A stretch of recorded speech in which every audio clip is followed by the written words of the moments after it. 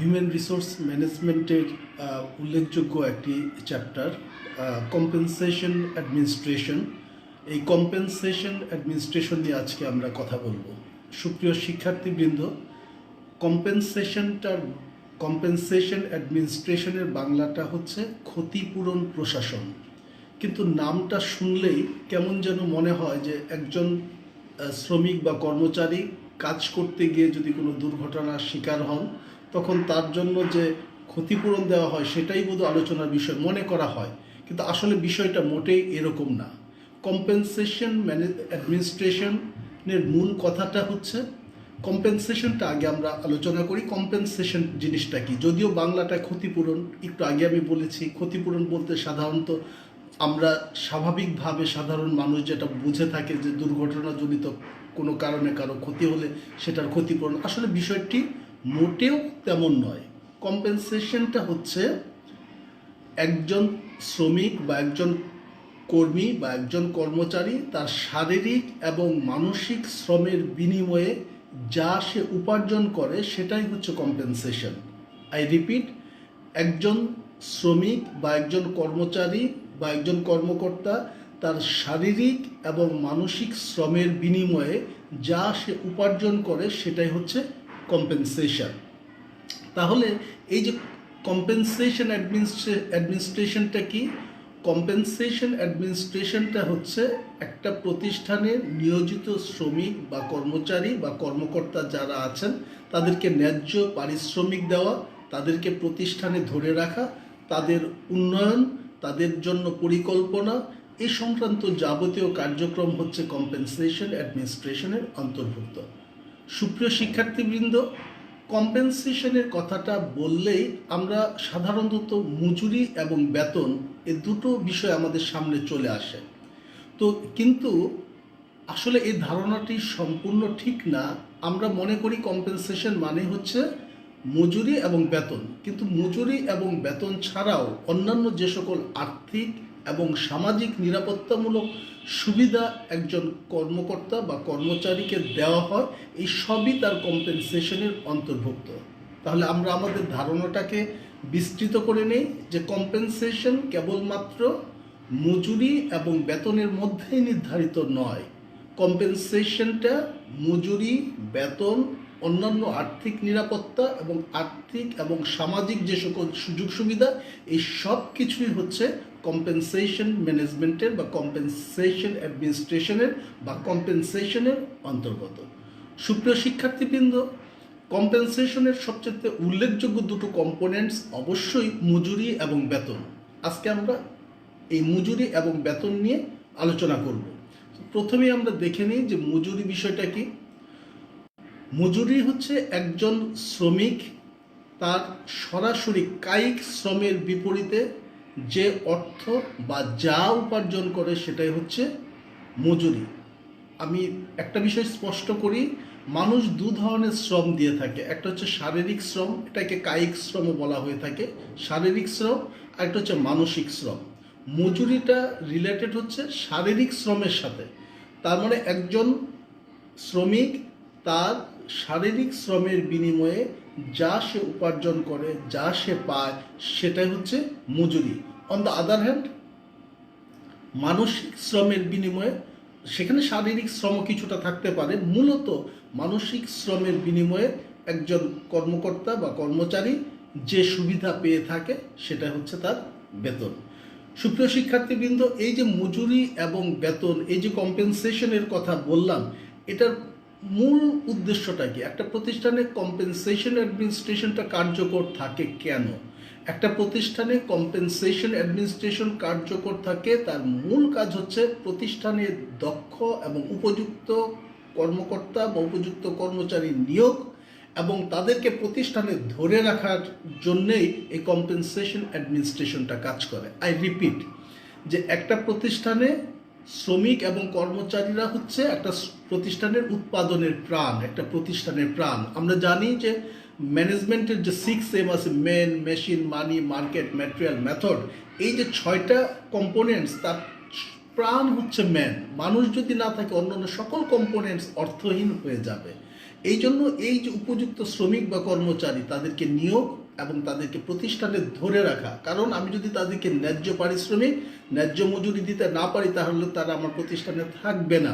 তার মানে উপযুক্ত কর্মচারী যদি আমি আকৃষ্ট করতে চাই তাতেও আমার মজুরি এবং বেতনকে নিয়ে ভাবতে হবে। আবার উপযুক্ত কর্মচারী এবং কর্মকর্তাকে যদি আমি প্রতিষ্ঠানে ধরে রাখতে চাই তাহলেও আমাকে মজুরি এবং বেতন নিয়ে ভাবতে হবে। এই মজুরি এবং বেতন বা এই কম্পেনসেশন নিয়ে চিন্তা ভাবনা করা, পরিকল্পনা করা, গবেষণা করা, উন্নয়ন করা, ন্যায্য পারিশ্রমিক প্রদান করা, শ্রমিক বা কর্মকর্তা বা কর্মচারীদেরকে প্রতিষ্ঠানে ধরে রাখার এই যাবতীয় কার্যকলাপ হচ্ছে কম্পেনসেশন অ্যাডমিনিস্ট্রেশনের অন্তর্ভুক্ত।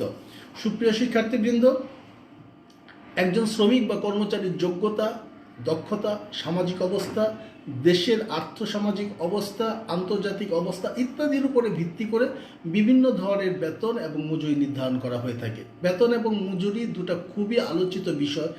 অনেক ক্ষেত্রে আমরা এই দুটোকে গুলিয়ে ফেলি, অনেক সময় আমরা এটা সুস্পষ্ট পার্থক্যটা নির্ণয় করতে পারি না, অথচ তাদের মধ্যে ব্যাপক পার্থক্য বিদ্যমান। অনেকে মনে করে যে মজুরি এবং বেতন একই অর্থে ব্যবহার করা হয়, কিন্তু আসলে ধারণাটা ঠিক না। আমরা দেখব বেতন এবং মজুরির মধ্যে পার্থক্যগুলো কি কি। এটা আমাদের ব্যবস্থাপনার ছাত্র হিসাবে, ব্যবস্থাপনার শিক্ষার্থী হিসাবে জানা যেমন প্রয়োজন, তেমনি এটা আমার পরীক্ষার জন্য খুব ইম্পর্টেন্ট, এবং বাস্তবে যখন আমি কর্মক্ষেত্রে এটা প্রয়োগ করব সেক্ষেত্রে আমার সুস্পষ্ট ধারণা থাকা প্রয়োজন। এটা অত্যন্ত ইম্পর্টেন্ট বিষয়। সেই বিষয়টা তোমাদেরকে অত্যন্ত মনোযোগ সহকারে বোঝার, অধ্যয়ন করার, আত্মস্থ করার অনুরোধ করছি। সুপ্রিয় শিক্ষার্থীবৃন্দ, প্রথমে আমরা দেখি মজুরিটা কি। মজুরিটা হচ্ছে উৎপাদনের সাথে প্রত্যক্ষভাবে যে শ্রমটা জড়িত, সেই শ্রমের বিনিময়ে যা প্রদান করা হয় সেটা হচ্ছে মজুরি।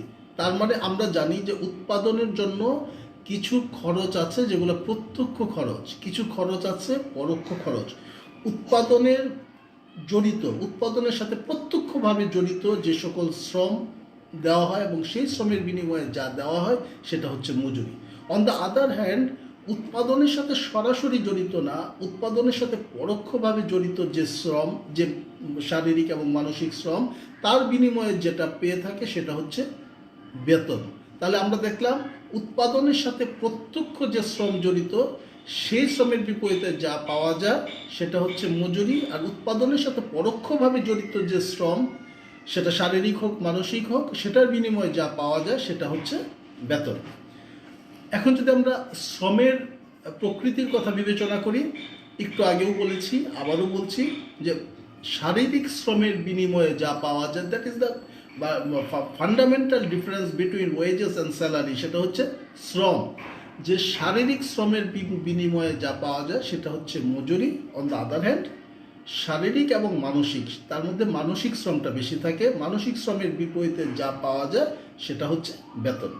এরপর যদি আমরা পরিশোধের সিস্টেমটা বিবেচনা করে দেখি, মজুরিটা সাধারণত ঘন্টার ভিত্তিতে, দৈনিক ভিত্তিতে, সাপ্তাহিক ভিত্তিতে, পাক্ষিক ভিত্তিতে, পাক্ষিক মানে হচ্ছে 15 দিন, এক মাসের অর্ধেক, পাক্ষিক ভিত্তিতে অথবা মাসিক ভিত্তিতে যা প্রদান করা হয় সেটা হচ্ছে মজুরি। তার মানে আমরা দেখতে পেলাম মজুরিটা সাধারণত ঘন্টা ভিত্তিক দেওয়া হয়, মজুরিটা অথবা সাপ্তাহিক ভিত্তিতে দেওয়া হয়, অথবা পাক্ষিক অথবা মাসিক ভিত্তিতে দেওয়া হয়, সেটা হচ্ছে মজুরি। অন দ্য আদার হ্যান্ড, বেতন সবসময় সাধারণত মাসিক অথবা বাৎসরিক ভিত্তিতে দেওয়া হয়ে থাকে।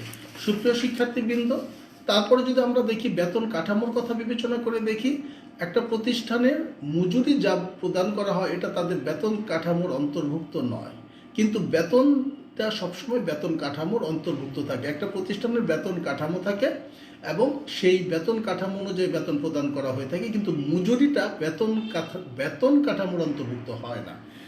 যদি আমরা কর্মক্ষেত্রের বিবেচনা করি, মজুরি যারা পায় তারা সাধারণত কারখানা বা যেখানে উৎপাদনের কার্যক্রম পরিচালিত হয়, সরাসরি উৎপাদনের স্থানে অথবা কারখানায় তারা কাজ করে। যারা বেতন প্রাপ্ত হয়ে থাকেন তারা সাধারণত অফিসে তাদের কার্যক্রম পরিচালনা করে থাকেন। যদি আমরা স্থায়িত্বের কথা বিবেচনা করি, যারা মজুরি পান তাদের কাজের স্থায়িত্ব খুবই কম, তারা অস্থায়ী ভিত্তিতে, বেশিরভাগ ক্ষেত্রেই অস্থায়ী ভিত্তিতে তারা তাদের কার্যক্রম পরিচালনা করে থাকে। আর যারা বেতন পেয়ে থাকেন সাধারণত তাদের কাজের প্রকৃতিটা স্থায়ী প্রকৃতির হয়ে থাকে। সুপ্রিয় শিক্ষার্থীবৃন্দ, আমরা যদি ওভারটাইমের কথা বিবেচনা করি, যারা মজুরি প্রাপ্ত হন তারা যদি তাদের নির্ধারিত সময়ের অতিরিক্ত কাজ করেন সাধারণত তারা ওভারটাইম পেয়ে থাকেন, কিন্তু বেতনভুক্ত কর্মচারীরা সাধারণত ওভারটাইমের অন্তর্ভুক্ত হন না। আমরা যদি মর্যাদার কথা বলে থাকি, প্রত্যেকটা শ্রমেরই মর্যাদা আছে, তবে সামাজিকভাবে যারা মজুরি প্রাপ্ত হন তাদের চেয়ে যারা বেতন প্রাপ্ত হন তাদের মর্যাদা বেশি হয়ে থাকে। সুপ্রিয় শিক্ষার্থীবৃন্দ, আমরা যদি আমাদের অ্যাকাউন্টিংয়ের পয়েন্ট অফ ভিউ থেকে বিবেচনা করি, তাহলে এই মজুরি যেটা প্রদান করা হয় এটা উৎপাদনের ক্ষেত্রে ডাইরেক্ট কস্ট হিসাবে বিবেচিত। যখন উৎপাদনের খরচ নির্ণয় করা হয়, উৎপাদনে তোমরা দুই ধরনের খরচ, দুই ধরনের কস্ট আছে তোমরা জানো, একটা হচ্ছে ডাইরেক্ট কস্ট আর একটা হচ্ছে ইনডাইরেক্ট কস্ট।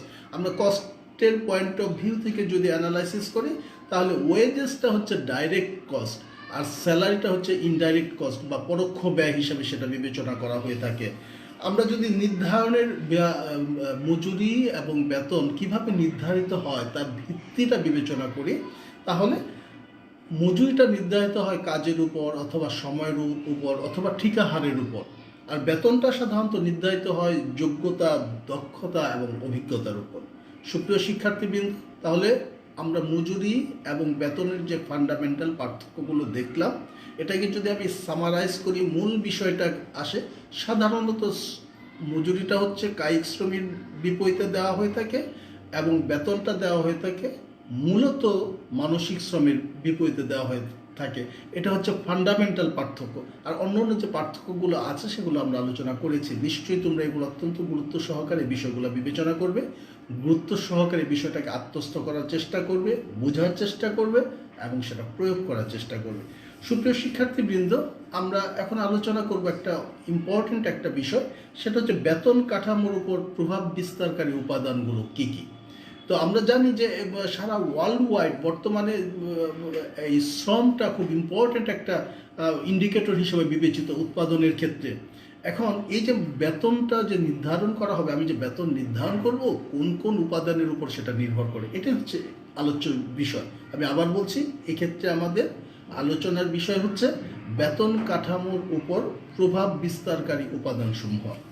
এক নম্বর উপাদান যদি আমরা বিবেচনা করি, আমরা একটু আগেই বলেছি যে আমি যখন একটা প্রতিষ্ঠানের বেতন কাঠামো নির্ধারণ করব, কোন কোন বিষয় বিবেচনা করে আমি বেতন কাঠামোটা নির্ধারণ করব, এটাই হচ্ছে আমাদের এই ক্ষেত্রে আলোচ্য বিষয়। প্রথমে হচ্ছে কৌশলগত উদ্দেশ্য। এক একটা প্রতিষ্ঠান, কিছু কিছু প্রতিষ্ঠান যারা সুনামের অধিকারী, যে প্রতিষ্ঠানগুলো নিজেদেরকে ব্র্যান্ডিং করতে পেরেছে, ওই সকল প্রতিষ্ঠান বিভিন্ন কৌশল নিয়ে থাকে। তাদের প্রতিষ্ঠানের দক্ষতার জন্য, প্রতিষ্ঠানের সুনাম বৃদ্ধির জন্য, প্রতিষ্ঠানের সফল পরিচালনার জন্য তারা কিছু কৌশল অবলম্বন করে থাকে। বড় বড় ভালো ভালো প্রতিষ্ঠান তাদের দক্ষ কর্মীর জন্য উন্নত অধিক হারে মর্যাদাপূর্ণ তারা বেতন নির্ধারণ করে থাকে। যে সকল প্রতিষ্ঠানের দক্ষতা এবং বিশেষজ্ঞতার বেশি প্রয়োজন, সেখানে pay for skill, pay for knowledge, এরকম বিভিন্ন ধরনের প্যাকেজ তাদের মধ্যে থাকে। তারা কৌশল নির্ধারণ করে, তারা উচ্চ বেতনে, উচ্চ সুযোগ সুবিধা, বেশি সুযোগ সুবিধা দিয়ে তারা দক্ষ কর্মী আকৃষ্ট করে। কিছু কিছু প্রতিষ্ঠান কর্মচারীদেরকে অধিক ভবিষ্যৎ নিরাপত্তা প্রদান করে, উচ্চ মজুরি দিয়ে বা উচ্চ বেতন দিয়ে প্রতিষ্ঠানের কর্মচারীদেরকে ধরে রাখে। এটা তাদের সমাজে একটা কৌশল, তাদের প্রতিষ্ঠানের একটা কৌশল। এভাবে তাদের প্রতিষ্ঠানের যে রেপুটেশনটাকে সমাজে তারা প্রতিষ্ঠিত করতে চেষ্টা করে।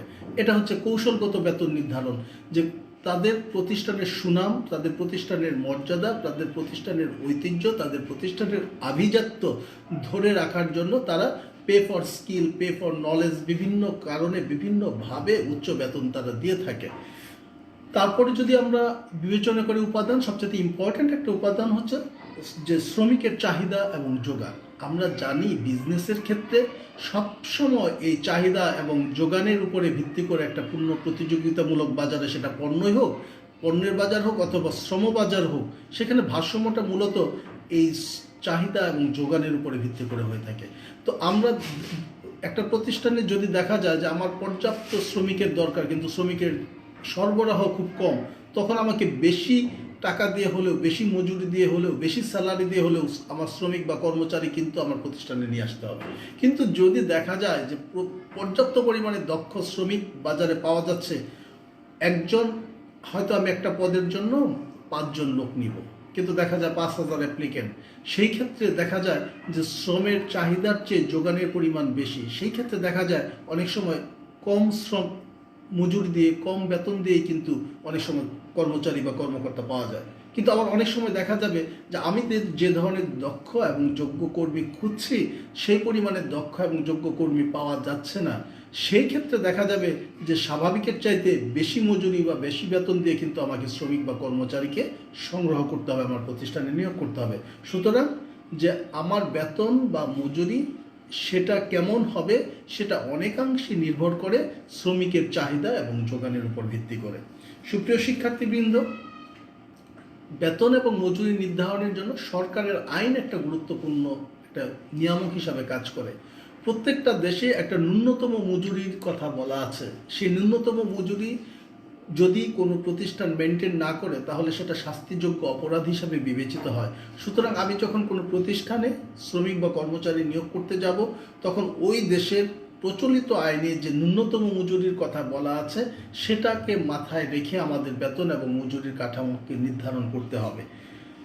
একটা ইম্পর্টেন্ট বিষয় হচ্ছে সেটা হচ্ছে প্রতিষ্ঠানের সামর্থ্য, যে একটা প্রতিষ্ঠান কি পরিমাণে শ্রমিকদেরকে বা কর্মকর্তা বা কর্মচারীদেরকে বেতন অথবা মজুরি দিবে এটা বহুলাংশে নির্ভর করে ওই প্রতিষ্ঠানের নিজস্ব সামর্থ্যের উপরে। প্রতিষ্ঠানের সামর্থ্য যদি পর্যাপ্ত না থাকে তাহলে সে ইচ্ছা থাকা সত্ত্বেও যথাযথ মজুরি দিতে পারবে না। আর যদি প্রতিষ্ঠানের পর্যাপ্ত সামর্থ্য থাকে তখন তাদের রেপুটেশনের জন্য, তাদের সুনামের জন্য, তাদের আভিজাত্যের জন্য, কম্পিটিশনে তাদের নিজেদের একটা শক্ত অবস্থানের জন্য তখন তারা উচ্চ হারে মজুরি দিতে পারে। তারপরে আমরা দেখব যে একটা প্রতিষ্ঠান আমি যে ধরনের শ্রমিক বা কর্মচারীর জন্য মজুরি নির্ধারণ করতে যাচ্ছি ওই একই কাজের জন্য অন্য আমার যারা প্রতিযোগী আছে তারা কি ধরনের মজুরি দেয়, এটা খুব গুরুত্বপূর্ণ কনসিডারেশন। যে আপেক্ষিক দারিদ্র বলে একটা কথা আছে। অনেক ক্ষেত্রে হয় কি যে আমি বা তুমি দরিদ্র না, কিন্তু আরেকজন ধনী লোকের বিবেচনায় নিজেকে দরিদ্র মনে হয়। অনেক সময় শ্রমিক বা কর্মচারীরা যে মজুরি পায় তাতে তার চলে বা তাতে সে স্যাটিসফাইড, কিন্তু একই পরিমাণের কাজ করে একই দক্ষতা এবং যোগ্যতা অন্য প্রতিষ্ঠানে যখন বেশি মজুরি পায় তখন সে মনে করে যে আমাকে কম মজুরি দেওয়া হচ্ছে। সো আমি যদি কর্মচারীদেরকে ধরে রাখতে চাই, তাদেরকে যথাযথভাবে আমার প্রতিষ্ঠানে কাজে লাগাতে চাই, তাহলে তার এই যে আপেক্ষিক ওয়েজেস, তার যে আপেক্ষিক মজুরি, আপেক্ষিক বেতন, এটা বিবেচনা করতে হবে যে একই প্রতিযোগী প্রতিষ্ঠান যারা আমার আছে তারা একই কাজের জন্য, একই পদের জন্য, একই যোগ্যতা এবং দক্ষতার জন্য কী ধরনের মজুরি বা বেতন দেয় সেটাকে বিবেচনা নিয়ে আমার প্রতিষ্ঠানের মজুরি বা বেতন নির্ধারণ করতে হবে। সুপ্রিয় শিক্ষার্থীবৃন্দ, মজুরি বা বেতন নির্ধারণের একটা গুরুত্বপূর্ণ কনসিডারেশন হচ্ছে কাজের প্রকৃতি। তোমরা জানো যে শ্রমিকরা যারা অধিক ঝুঁকিপূর্ণ কাজে তাদের শ্রম দেয় তাদের মজুরি সাধারণ কাজে যারা নিয়োজিত তাদের চাইতে মজুরির পরিমাণ বেশি হয়।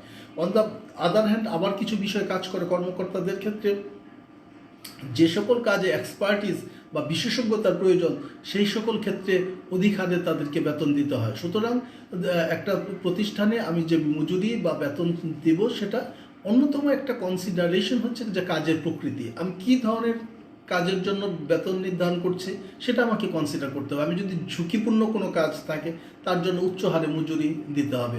একটা কাজের যদি বিশেষজ্ঞতার প্রয়োজন হয় এবং উপযুক্ত লোক পাওয়া খুব মুশকিল হয় সেই ক্ষেত্রে ওই বিশেষজ্ঞতার জন্য ওই কাজের প্রকৃতির বিবেচনা করে তাকে উচ্চ হারে বেতন দিতে হয়। সুতরাং কাজের প্রকৃতিটা গুরুত্ব সহকারে বিবেচনা করতে হয় মজুরি বা বেতন নির্ধারণের ক্ষেত্রে। বেতন বা মজুরি নির্ধারণের ক্ষেত্রে আরেকটা গুরুত্বপূর্ণ কনসিডারেশন হচ্ছে যে আদার্স ফ্যাসিলিটিস। মজুরি বা বেতন ছাড়াও তোমরা জানো বিভিন্ন প্রতিষ্ঠানে বিভিন্ন ধরনের সুযোগ সুবিধা দেওয়া হয়ে থাকে। কোনো কোনো প্রতিষ্ঠানে গ্র্যাচুইটি সুবিধা, প্রভিডেন্ট ফান্ডের সুবিধা, পেনশনের সুবিধা দেওয়া হয়ে থাকে। আবার তাদেরকে উন্নত বাসস্থানের সুবিধা, গাড়ির সুবিধা, বিদেশ ভ্রমণের সুবিধা, উন্নত প্রশিক্ষণের সুবিধা। যে সকল প্রতিষ্ঠানে আদার্স ফ্যাসিলিটিসগুলো বেশি থাকে সেই ক্ষেত্রে বেতন বা মজুরি কিছু কম দিলেও সেই প্রতিষ্ঠানটা মানিয়ে নিতে পারে বা সেই শ্রমিক বা কর্মচারী মানিয়ে নিতে পারে।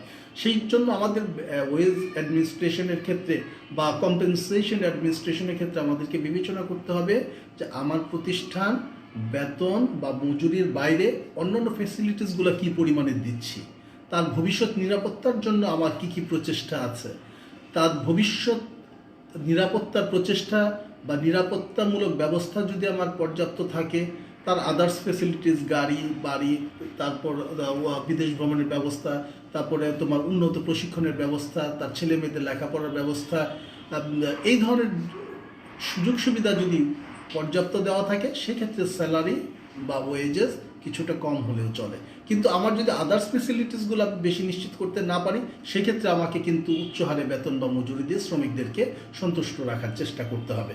সুপ্রিয় শিক্ষার্থীবৃন্দ, ওয়েজেস বা স্যালারির ক্ষেত্রে একটা ইম্পর্টেন্ট কনসিডারেশন হচ্ছে প্রতিষ্ঠানের সুনাম। একটা প্রতিষ্ঠান যে নিজেদেরকে পণ্যের, একটু আগেও আমি বলেছি, একটা পণ্যের যে শুধুমাত্র ব্র্যান্ডিং হয় তা না, একটা প্রতিষ্ঠানেরও ব্র্যান্ডিং হয়।